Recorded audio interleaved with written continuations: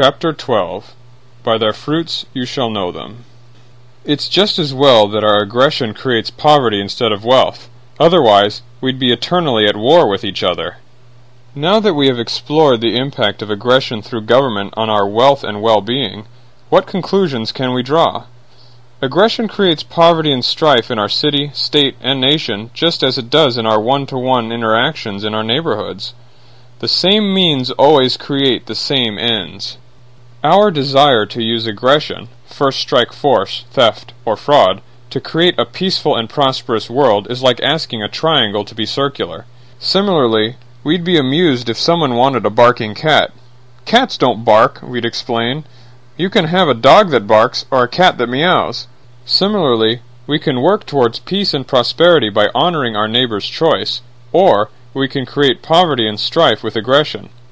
Aggression, individually or collectively through government, can never create prosperity and peace, because threatening first strike force is the cause of war and the resulting waste. If no one strikes first, no conflict is possible. Wealth is created by individuals, working alone or as part of a team. The size of the wealth pie does not depend primarily on natural resources, but on human creativity and productivity. When the marketplace ecosystem is free from individual and collective aggression, wealth grows and flourishes. The marketplace ecosystem is self-regulating. Those who serve others best will reap the positive feedback of profit. Aggression, perpetrated by individuals or through government, upsets the balance of the marketplace ecosystem. Aggression through government is an attempt to protect ourselves from individual aggressors by doing unto them before they do unto us. In fighting a fire with fire, we only increase the blaze. We abdicate our responsibility for a peaceful resolution and opt for war. Instead, we need to fight fire by starving the flames. A better way to deal with those who trespass against us is detailed in Part 3, As We Forgive Those Who Trespass Against Us, How We Create Strife in a World of Harmony. The cost of aggression through government. When we use aggression to deter aggression, we reap as we sow. Aggression causes the wealth pie to shrink, and our peace gets ever smaller. Countries with few regulations and licensing laws enjoy an economic growth rate 2.5 times higher than countries where aggression is more prevalent. Since no country today is completely free from aggression, we could expect an even greater economic growth, 5 times higher, in its total absence.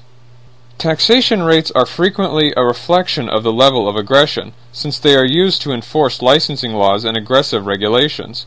In the United States, economic growth and employment decrease when federal taxes increase. Calculations suggest that 7 times as much growth in the real gross national product might be expected in the absence of taxation. Such an economic boon would be beyond our wildest hopes. In Part 3, As We Forgive Those Who Trespass Against Us, How We Create Strife in a World of Harmony, we'll examine the feasibility of zero taxation without sacrificing our defense against aggressors, foreign or domestic. These estimates suggest that we would have 5 to 7 times as much wealth as we do now if we hadn't supported aggression through government. This lost wealth is more than food and clothing. It includes forests and prairie lands devastated to keep a member of Congress in power and to line the pockets of special interests, bankruptcies of those living on the edge as boom and bust cycles alternate, and ghetto children who are too busy trying to stay alive in school to get an education. It includes life-saving drugs and anti-aging therapies that never come into being, as well as space explorations that might have been. The lost wealth means that the suffering we could have stopped must continue. Even the rich are poor compared to the wealth that the average person in a country without aggression through government would enjoy. That's quite a steep price to pay for failing to honor our neighbor's choice. Instead of trying so hard to control others, we'd be better off, and they'd be better off, if we'd let well enough alone. Now we can understand why the United States is the wealthiest nation in the world. Its founders recognized the nature of aggression through government and attempted to limit it to an unprecedented extent. As a result, penniless immigrants flooded our shores to create the wealth they were forbidden to make in their homelands. The United States became the wealthiest nation on earth because it allowed the disadvantaged to create wealth for themselves and their loved ones. Countries that allow the disadvantaged to create wealth enjoy a more even distribution of income as well. When we allow people to create whatever wealth they can, Unemployment is optional. Each person's service is worth something. When we allow individuals to work at whatever level they can, they receive exactly what they need to climb the ladder of affluence, training and experience to improve their skills in creating wealth. Today, we create unemployment among the disadvantaged by kicking out the lower rungs of the ladder of affluence. Unable to get a foothold, the disadvantaged find themselves entangled in the poverty trap. Contrast our founders' philosophy with that of the Soviet Union, who used aggression through government to control every aspect of a person's life, ostensibly for the common good. Since aggression was the means, poverty was the predictable result. One of 3 Soviet hospitals had no running water. Indoor toilets serviced only 80% of the hospital beds. Life expectancy in the Soviet Union was 10 years lower than ours, and infant mortality 2.5 times higher. Of course, the United States and the Soviet Union have had vastly different histories, cultures, and geographies. The same cannot be said for East and West Germany before reunification, however. At the time the Berlin Wall was coming down, West Germans created 2.5 times as much wealth as East Germans. The difference is the degree of aggression through government. Whether agreed to by the majority or dictated by an elite minority, the impact is the same. If we continue to institute increasingly more aggression into our legal code, we can expect our prosperity to dwindle accordingly. The rich get richer, with our help. The high cost of aggression makes it a tool of the rich. Only the well-to-do can afford to lobby, bribe, or threaten our elected representatives effectively. The luxuries of the wealthy might not be quite so opulent as they would be in a country that practiced non-aggression, but they will not experience the abject poverty to which aggression sentences the not-so-advantaged. As we'll find in subsequent chapters, most poverty in the world today is caused by aggression, not ignorance. The illusion that aggression through government benefits the poor at the expense of the rich is just that, an illusion. It is the wolf in sheep's clothing, the temptation in the Garden of Eden, the spark from which the flames of war and poverty spring. The more aggression we consent to, the more powerful the advantaged become. The pyramid of power grows as choice is taken from a multitude of individuals and given to a select few. Aggression discourages small businesses and favors conglomerates.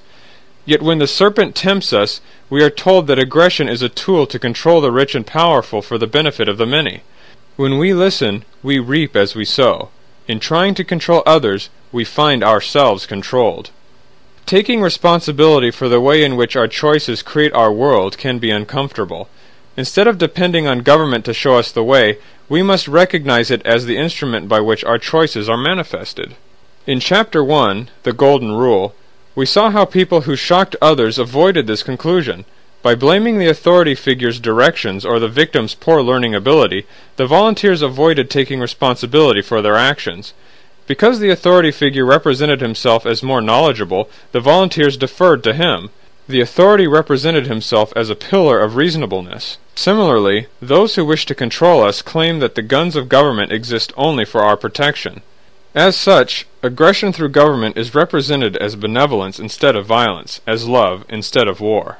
Those who wish to control us encourage our belief in a win-lose world where we must do unto others or have them do unto us. Once we accept this premise, we willingly defer to the authority figures who will attack those selfish others.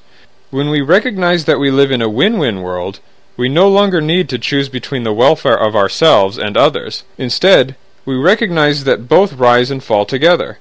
That is why it is in our own best interest to offer our neighbor love instead of war.